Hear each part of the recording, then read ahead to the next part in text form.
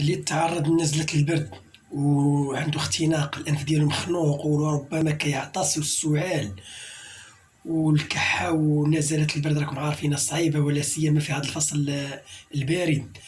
ف والرشح كاين اللي النيف ديالو كيقطر والعطاس، فناخذ واحد البرتقالة أو أكثر على حسب الأفراد، ونوضعوها في واحد القدر فيه ماء ساخن هكذا، انظروا الماء ساخن.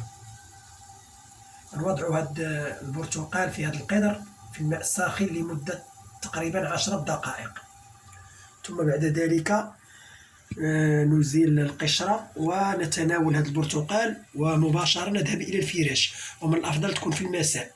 طريقة مجربة صحية، وراكم عارفين أن البرتقال يحتوي بشكل طبيعي على الكاروتينات، وهي مغذيات تدعم صحة المناعة بشكل طبيعي، وفيه فيتامين سي وفيه فيتامين جيم والمعادن الكثير. فهاد الطريقة راه مجربة، حتى أن واحد الطبيب إيطالي كنصح بها واحد السيد كنعرفو، وكانت النتيجة إيجابية واستعملها رجل آخر. فهذه هي الطريقة: غلي البرتقال ثم تناوله والذهاب إلى الفراش مباشرة، وشكرا.